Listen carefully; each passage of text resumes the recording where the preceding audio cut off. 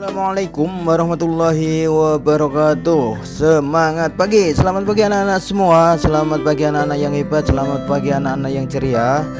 Hari ini kita laksanakan lagi pembelajaran seperti biasa ya. Kita harapkan kalian dalam kondisi yang selalu sehat, selalu ceria, selalu bersemangat untuk melaksanakan pembelajaran, meski kita terpaksa melakukan pembelajaran via online, tapi itu tidak masalah nggih.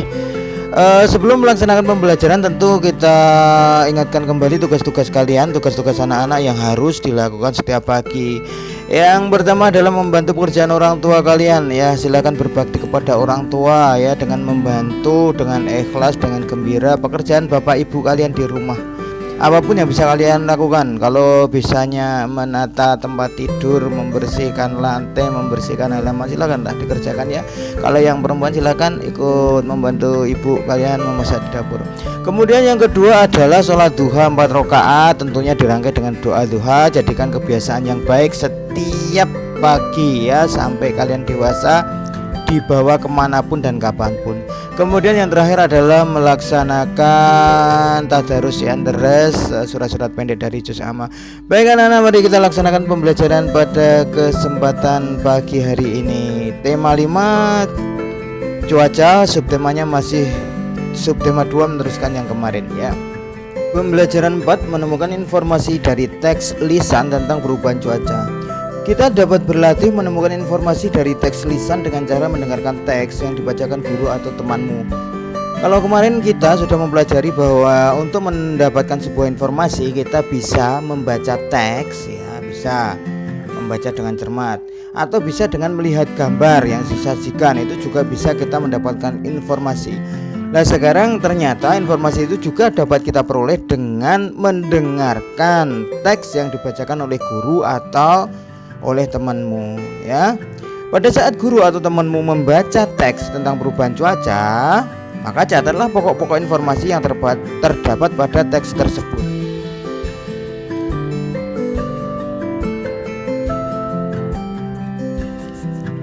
Pembelajaran 4 kerjasama dalam keberagaman di sekolah. Tercapai atau tidaknya kepentingan dan tujuan bersama tergantung pada kerjasama yang dilakukan. Jadi mau tercapai atau tidak tujuan bersama itu ya tergantung dari kerjasama yang dilakukan.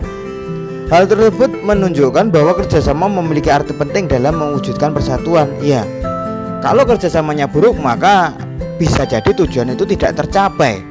Tapi kalau kerjasamanya baik, pasti tujuan itu akan tercapai. Karena apa? Tujuan itu memiliki arti penting yang sangat penting untuk mewujudkan persatuan, untuk mewujudkan tujuan bersama. Sikap kerjasama dapat memperkokoh persatuan, mempererat persaudaraan, menjadi pendorong semangat gotong royong, serta menjadikan pekerjaan terasa lebih ringan. Dengan kerjasama itu semua pekerjaan akan terasa lebih ringan. Dengan bekerja sama, tujuan dapat tercapai dalam waktu yang lebih singkat. Selain merasa lebih ringan, juga waktunya yang dibutuhkan untuk melaksanakan sebuah kegiatan itu akan lebih singkat.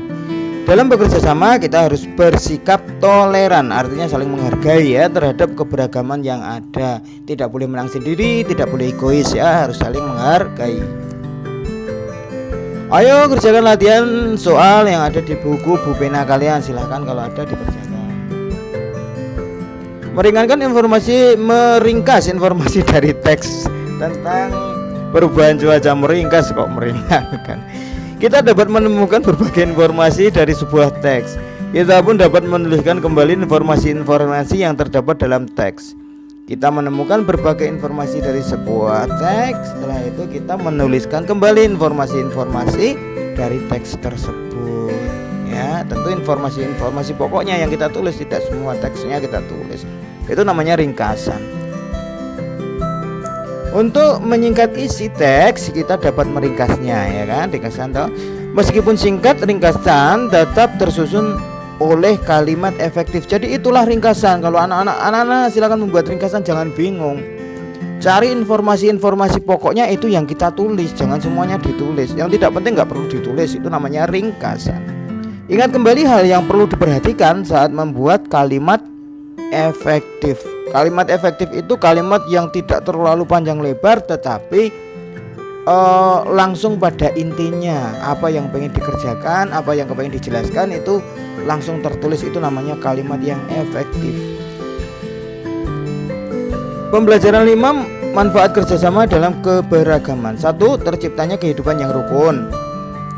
2. Melatih diri untuk dapat menghargai perbedaan. 3. Melatih diri untuk berpendapat dengan cara yang baik dan menghargai pendapat orang lain. Ini 3 manfaat kerjasama yang bisa kita tulis. 4, masih ada 4, 5, 6 ya. 4. Meningkatkan pengetahuan dan kemampuan sebagai hasil dari interaksi saat bekerja sama. 5. Membuat pekerjaan menjadi lebih mudah dan lebih cepat selesai. 6. Meningkatkan semangat persatuan. Begitu banyak ya manfaat kerjasama, ternyata begitu banyak. Pembelajaran 5 membandingkan 2 pecahan berpenyebut yang sama.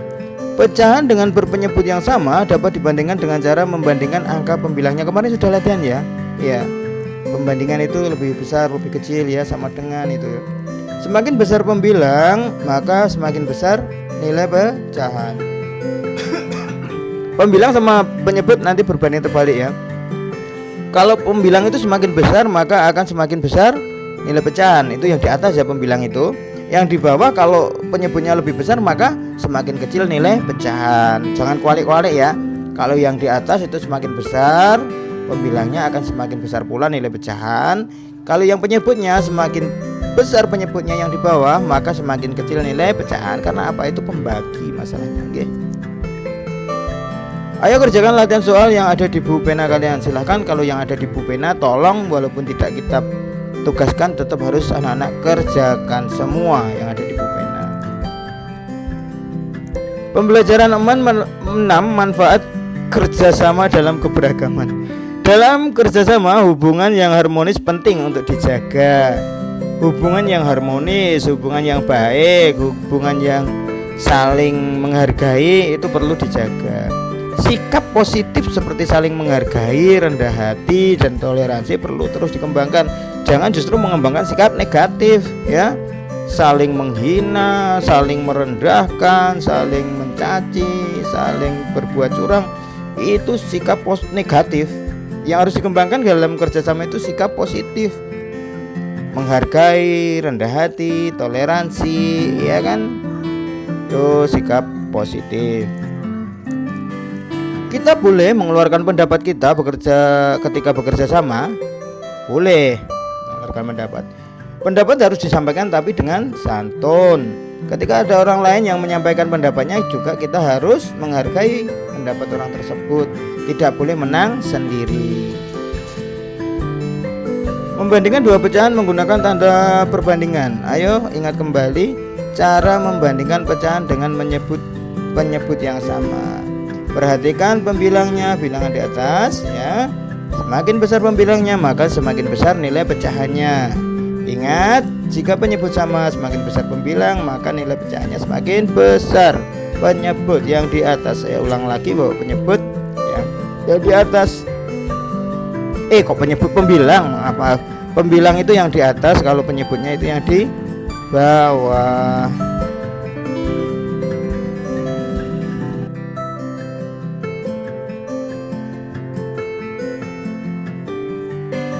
Ayo ingat kembali cara membandingkan cara pecahan dengan pembilang. Nah ini tadi itu, perhatikan penyebutnya, bilangan di bawah semakin besar penyebutnya, maka semakin kecil nilai pecahannya. Ingat, jika pembilang sama, semakin besar penyebutnya, maka semakin kecil nilai bilangan. Penyebut itu yang di bawah, kalau pembilang tadi yang di atas. Ini yang pembilang ya, yang pembilang. Semakin besar pembilangnya yang atas, maka semakin besar nilai pecahan. Ini yang penyebut, semakin besar nilai penyebutnya yang di bawah, maka semakin kecil nilai pecahan. Menyajikan informasi dalam bentuk gambar atau bagan. Banyak peristiwa yang terkait dengan perubahan cuaca, misalnya proses terjadinya hujan, proses terjadinya hujan merupakan siklus air di bumi. Siklus air tersebut dapat disajikan dalam bentuk gambar atau bagan. Kita dapat menemukan informasi yang diperoleh dari gambar atau bagan. Ya anak-anak, sebagai tugas kalian membuat bagan terjadinya hujan. Ya silakan dibuat gambar terjadinya hujan. Di buku kalian buat itu ya, dari mulai air, gambar sungai, kemudian menguap ya kan menjadi awan ya. Awan terkena air, terus peristiwa apa sampai turun hujan lagi ke sungai lagi, itu ya silahkan digambar. Ya nggak perlu bagus-bagus tapi yang jelas. Anak-anak, untuk pembelajaran hari ini cukup sekian dulu. Mudah-mudahan jelas, walaupun cepat sekali ya, penyajiannya cepat sekali, tapi kita harapkan anak-anak jelas ya. Kalau tidak jelas diulang-ulang lah videonya, nggih. Sekian, tetap semangat, tetap selalu patuh pada orang tua, jangan lupa selalu rajin beribadah, jaga kesehatan ya, selalu ikuti protokol kesehatan. Sekian, assalamualaikum warahmatullahi wabarakatuh.